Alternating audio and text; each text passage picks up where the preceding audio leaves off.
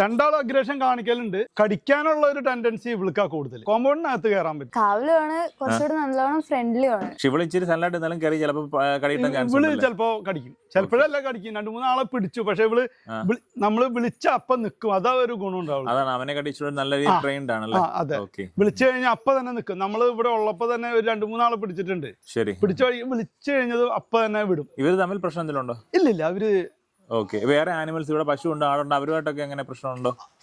അവരായിട്ട് പ്രശ്നമൊന്നുമില്ല. കോമ്പൗണ്ട് ഇങ്ങോട്ട് വരാൻ പറ്റില്ല, പക്ഷെ ഇവര് പുറത്തു പോയി കഴിഞ്ഞാൽ അവരായിട്ട് ഒരു കുഴപ്പമില്ല.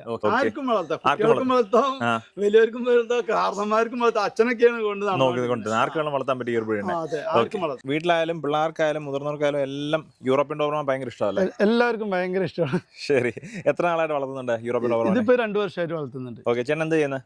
ഞാൻ ഗൾഫിലായിരുന്നു. ഇപ്പൊ ഒരു 2-3 മാസമായിട്ട് നാട്ടിലുണ്ട്. ഓക്കെ.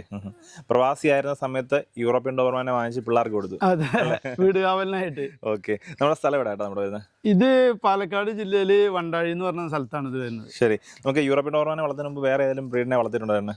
ഞാൻ ഒരു അമേരിക്കൻ ഡോബർമാനെ പണ്ട് വളർത്തിയിരുന്നു, പിന്നെ ജർമ്മൻ ഷെപ്പേർഡ് വളർത്തിയിരുന്നു, പിന്നെ സാധാ ഡോഗുകള് ഉണ്ടായിരുന്നല്ലേ. ഓക്കെ. പിന്നെ അതിനുശേഷം ഈ ഒരു യൂറോപ്യൻ ഡോബർമാനിലോട്ട് ഒരു ഇഷ്ടം വന്നത് എങ്ങനെ? യൂറോപ്യൻ ഡോബർമാനോട് ഇഷ്ടം എന്ന് പറഞ്ഞു കഴിഞ്ഞാൽ അതിന്റെ സൈസ്, പിന്നെ അവരുടെ ഗാർഡിങ് ചെയ്യാനുള്ള ഒരു ഇത്, അതൊക്കെ വെച്ചിട്ടാണ് ഇഷ്ടമായത്. ഓക്കെ. ഇപ്പൊ നമുക്ക് നിലവിൽ ഇപ്പൊ എത്ര വലിയ ഡോഗ്സ് ഉണ്ട്? വലിയ ഡോഗ്സ് 2 ആണ്. 2 പേരുണ്ടല്ലേ, ഒരു മെയിലും ഒരു ഫീമെയിലും ഉണ്ട്. അതെ. അവരുടെ പേരെന്തൊക്കെയാ? നമ്മള് വീട്ടിൽ വിളിക്കുന്നത് ലോറ മാക്സ് എന്നാണ് വിളിക്കുന്നത്. ഓക്കെ. ഇപ്പൊ നമ്മുടെ ലോറയുടെ മാക്സിന്റെ പപ്പീസ് ആണ് നമ്മുടെ കയ്യിൽ ഇരിക്കുന്നത്. ഓക്കെ. എത്ര പേരുണ്ട് ഡെയിലി? നമുക്ക് 8 കുട്ടികളുണ്ട്. 8 കുട്ടികളുണ്ട്.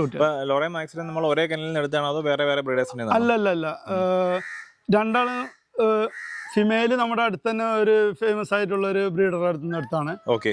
മെയില് തിരുവനന്തപുരത്ത് നിന്നും, അതും ഒരു ഫേമസ് ആയിട്ടുള്ള ഒരു ബ്രീഡറിനെ നല്ല ലൈൻസിലുള്ള ഡോഗിനെയാണ് കൊണ്ടുവന്നത്. അതെ. ഓക്കെ. കുറച്ച് കാര്യങ്ങളൊക്കെ പഠിച്ചിട്ട് ഡോഗിനെ എടുത്തത്. അതെ. ഓക്കെ. ഇവിടെ ലോറ എന്നാണ് വിളിക്കുക. ഓക്കെ. അത് മാക്സ്. ഇവിടെ ലോറയുടെ മാക്സിന് അത്യാവശ്യം നല്ല സൈസുള്ള പേരന്റ്സ് അല്ലേ? അതെ. ഓക്കെ. അപ്പൊ അവരുടെ ആ ഒരു കളർ തന്നെ നമ്മുടെ പപ്പീസ്. ഓക്കെ. ഇപ്പൊ 2 വയസ്സ് കഴിഞ്ഞില്ലേ രണ്ടുപേർക്കും? 2 വയസ്സ് ഇപ്പൊ ഡിസംബറിൽ 2 വയസ്സാണ് രണ്ടാൾക്കും. നല്ല ലൈനേജ് നോക്കുക, നല്ല ബ്രീഡർമാരുടെ അടുത്ത് നിന്ന് ആരുടെ അടുത്ത് നിന്നായാലും നല്ല ലൈനേജ് നോക്കി എടുക്കുക. അതേപോലെ ഫാദറിനെയും മദറിനെയും കണ്ടെടുക്കുക. ഓക്കെ. കുട്ടികളെ നോക്കിയെടുക്കുമ്പോൾ അവരുടെ ബോൺ സൈസും ഹെഡും കാര്യങ്ങളൊക്കെ നോക്കിയെടുക്കുക. ഇതിപ്പോ അത്യാവശ്യം നമുക്ക് 40 ഡേയ്സ് കഴിയുമ്പോൾ അത്യാവശ്യം നല്ല ഹെഡ് സൈസ് അല്ലാതെ ബോൺ സൈസ് ഒക്കെ അത്യാവശ്യം കയറി വന്നിട്ടുണ്ടല്ലോ ഏട്ടാ? ഓക്കെ. ഫുഡെല്ലാം തന്നെ നമ്മൾ എല്ലാം തന്നെ കഴിക്കുന്നുണ്ടല്ലോ അല്ലേ? ഇപ്പൊ എല്ലാ ഫുഡും കഴിക്കാൻ തുടങ്ങിയിട്ടുണ്ട്. ഇങ്ങനെയുള്ള എല്ലാ ഫുഡും കഴിച്ച് ശീലിച്ച അങ്ങനെയുള്ള പപ്പീസിനെ എടുക്കുകയാണെന്നുണ്ടെങ്കിൽ കൊണ്ടുപോകുന്ന ആൾക്കാർക്കും അത് നല്ലതായിരിക്കും. അതെ, ഒരു 40-45 ദിവസത്തിന് ശേഷം എടുക്കുകയാണെങ്കിൽ അപ്പോഴേക്കും എല്ലാ ഫുഡും കഴിച്ച് നല്ല അവര് സെറ്റ് ആയിട്ടുണ്ട്. വേറെ ലൂസ് മോഷൻ അങ്ങനത്തെ ഒരു പ്രശ്നമില്ല. പിന്നെ കഴിവതും നമ്മൾ കൊടുക്കുന്ന ഫുഡ് തന്നെ കുറച്ച് നാൾ കണ്ടിന്യൂ ചെയ്യുക, പെട്ടെന്നൊന്ന് ചേഞ്ച് ആക്കാതെ. അതെ. ഓക്കെ. നമുക്ക് ഏത് ടൈപ്പിലുള്ള ഫുഡ് വേണമെങ്കിലും ഏത് ടൈപ്പിലുള്ളതും കൊടുക്കാം. നമ്മള് പിന്നെ നമ്മുടെ വീട്ടിലിതിന് വേണ്ടിട്ട് ആ ഒരു ഉദ്ദേശത്തിലായ കാരണം നല്ല ഫുഡ് തന്നെ കൊടുക്കും. നമ്മളൊരു ഒരു ബിസിനസ് എന്നുള്ള രീതിക്കൊന്നുമല്ല ചിന്തിക്കുന്നില്ല. ഓക്കെ. അപ്പൊ എന്തായാലും നമുക്ക് 40 ദിവസമായിട്ടുള്ള യൂറോപ്യൻ ഡോബർമാന്റെ പപ്പീസ് ആണ് നമ്മുടെ പാലക്കാട് ജില്ല അല്ലേട്ടാ? അതെ. ഓക്കെ. നമുക്കിപ്പം 8 പേരുണ്ടല്ലേ? 8 പേരുണ്ട്. അതിന്റെ കേസിയുടെ ഇൻസ്പെക്ഷൻ എല്ലാം കഴിഞ്ഞിട്ടുണ്ട്.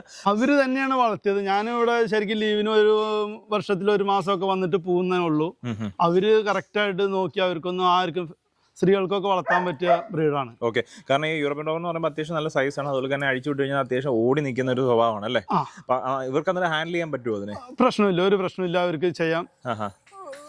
നമ്മുടെ വീട് കാവലിനും എല്ലാ കാര്യങ്ങൾക്കും വീട്ടിലുള്ള എല്ലാവരുമായിട്ട് കുട്ടികളൊക്കെ ചോറൊക്കെ ഫുഡൊക്കെ വാരി കൊടുക്കുക ചെയ്യും. അങ്ങനത്തെ ഒരു പ്രശ്നമില്ല. നമ്മൾ അഴിച്ചുവിട്ട് കഴിഞ്ഞാൽ നമ്മുടെ ഈ ഒരു കോമ്പൗണ്ടിനകത്ത് തന്നെ നിൽക്കും.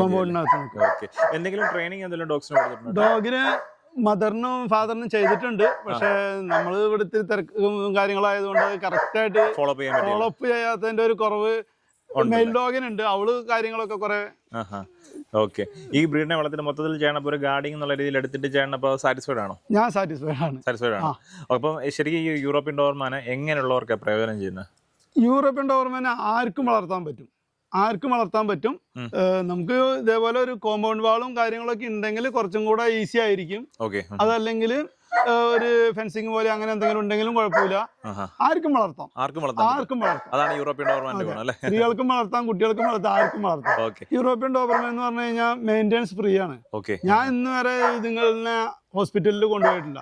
ഇവിടെ ഓടി കളിച്ച് വല്ലതും എന്തെങ്കിലും കുത്തിയ മുറിയ അങ്ങനെ എന്തെങ്കിലും ആകല്ലാണ്ട് വേറൊരു പ്രശ്നങ്ങൾ അവർക്ക് ഒന്നും ഉണ്ടായിട്ടില്ല. ഒന്നും ഉണ്ടായിട്ടില്ല. അപ്പൊ മൊത്തത്തിൽ യൂറോപ്യൻ ഡോബർമാൻ ഭയങ്കര സന്തോഷമാണ്.